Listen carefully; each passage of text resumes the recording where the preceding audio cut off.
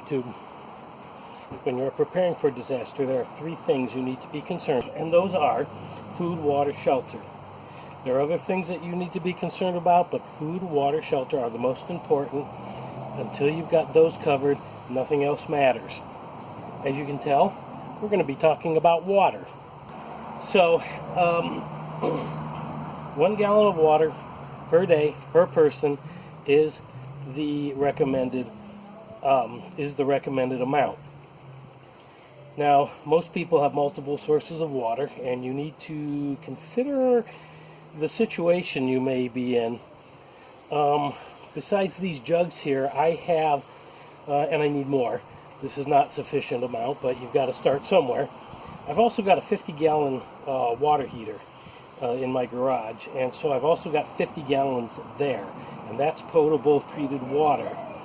It will do me no good, however, if the public water supply is contaminated, because that will be contaminated too. So, for instance, in a boil water situation, the water heater water won't do, but this may see us through. I've also got, let me just swing the camera around here, I've got these rain barrels over here. I can't tilt up. But the rain barrels also provide about 150 gallons of water as well. Today I'm rotating my water. This water has been here for a year. It's a year old. I'm going to clean these things off and refill the water. So first thing you do,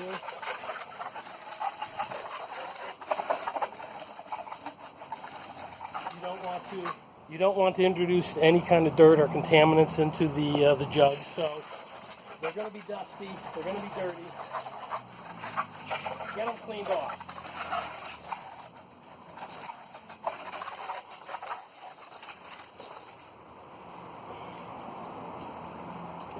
Spraying them off ain't enough.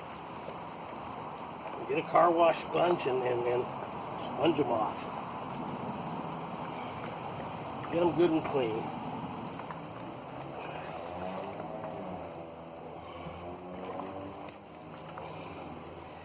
The problem is that you're trying to avoid is when you open these up, you don't want dirt and dust and whatnot to fall into the jugs, because then you're just going to have to clean it out, or hope you can clean it out.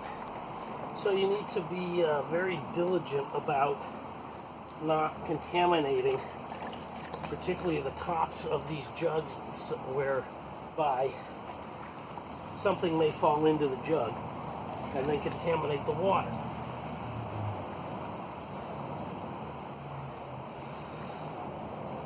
Now, some of you may be looking at the jugs and saying, you should keep your water in that? Yeah, I do. There are a lot of things you can keep water in. There's a lot of things you don't want to keep your water in.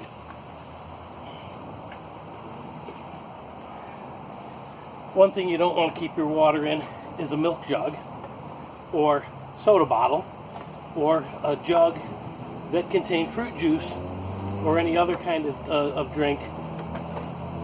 The reason is you can't clean this thing out. There will be in a milk jug minute microscopic amounts of milk proteins. So if you fill this with water and try to keep it, the milk proteins will be food for microscopic organisms in the water, and the water will become contaminated and unfit to drink very quickly. Same thing with a soda bottle. It's got microscopic amount of the soda, in particular the high fructose corn syrup in here. You just cannot clean it out completely, and that will also feed microscopic organisms as well. So nothing that contains soda or milk. Alrighty, now that we got that out of the way, let's open up the water. Your old water coming at you. You can see I'm throwing the lids into here. We want to we don't want to just throw them on the ground or throw them onto something. We want to, again, maintain sanitation on these lids, because if I threw this on the ground and then capped the water with it, I could be introducing dirt and other contaminants to the water.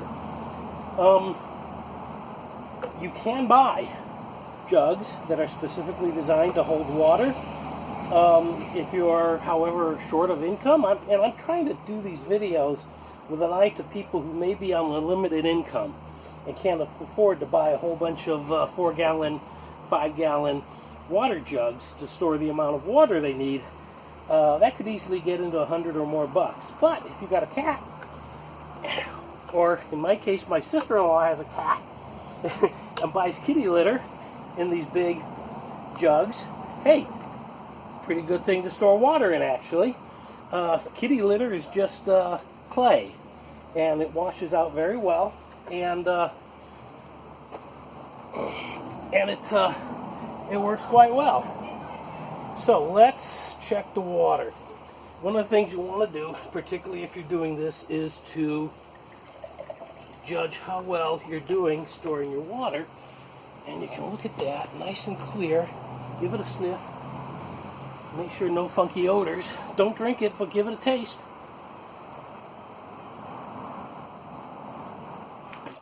Lovely. It really is. In a disaster situation, if you're going to crack these open and drink it, don't take any chances. Get some bleach. Drop a capful of bleach in there, shake it around, let it sit for an hour, just to give a last minute. You don't want to take chances with your health, okay? Just one last line of defense to make sure the water you're drinking is clean. But you can see, I'm going to hold that up to the camera. You can see right through that. Look at how clear that is.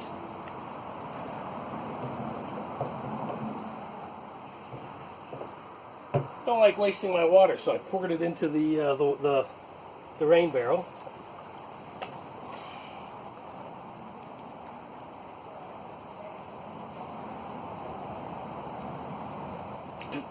Beautiful.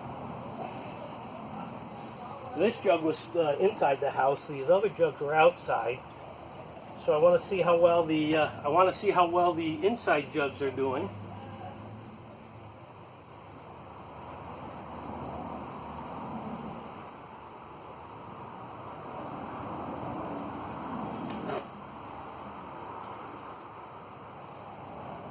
Also very good. All right. I think we've proven that our water stored quite well. Time to empty these.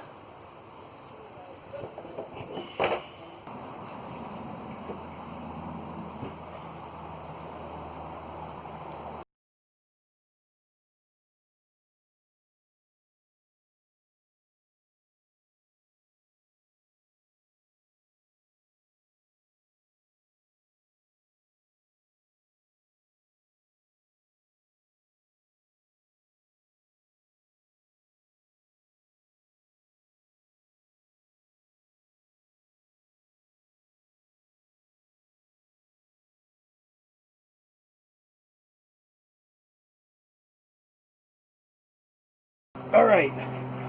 Now, we want to sterilize the jugs. So we want about a cup of bleach. It's actually more than a cup of bleach.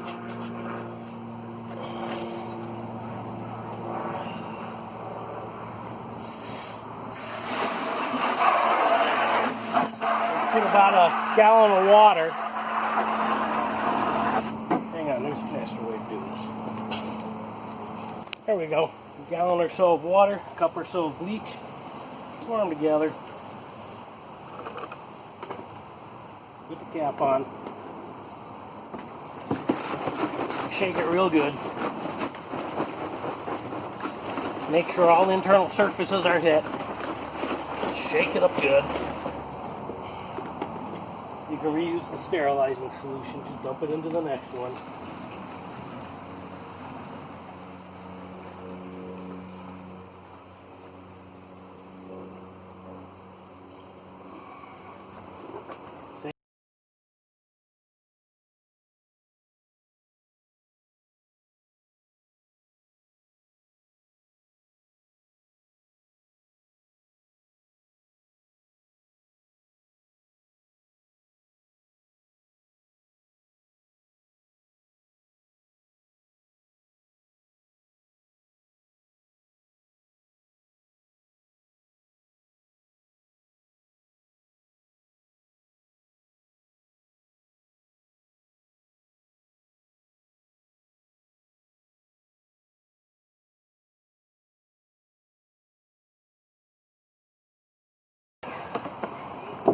We're going to pour some of the sterilizing solution into this container with the lids. Sterilize the lids. Got all of them? Yep. And then the rest of it goes into the rain barrel.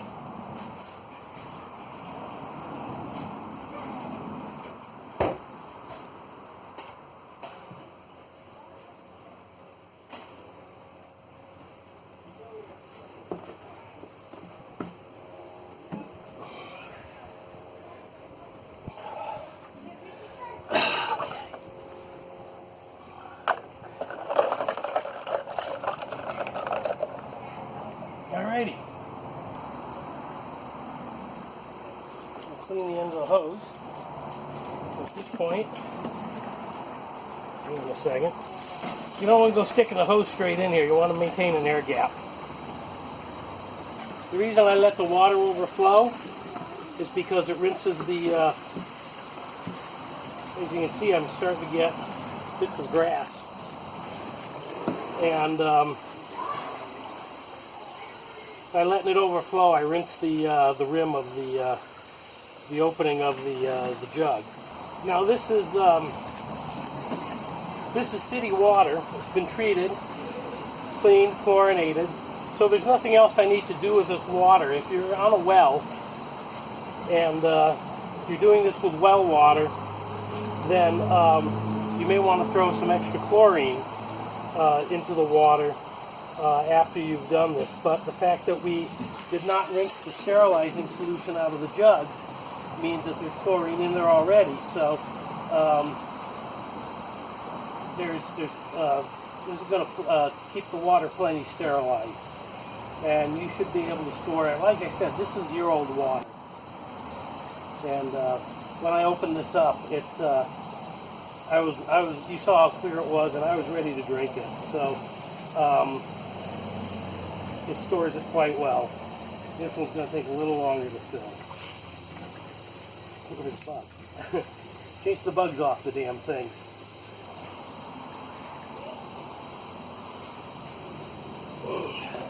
Alright, our lid's in the sterilizing solution.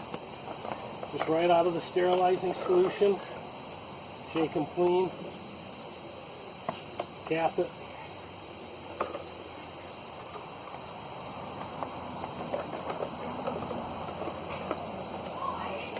Again, once you get it out of the sterilizing solution, don't touch the inside of the lids.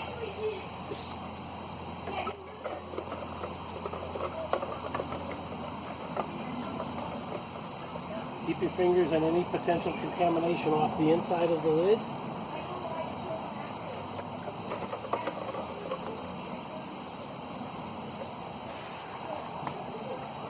There we go. Last one. The rest of this, yep, into the rain barrel. Alrighty, and that's it. So these are kitty litter containers.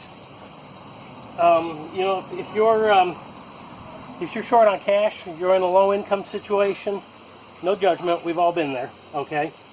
But if you're in a low-income situation, you don't need to have a lot of money in order to be prepared for any eventuality.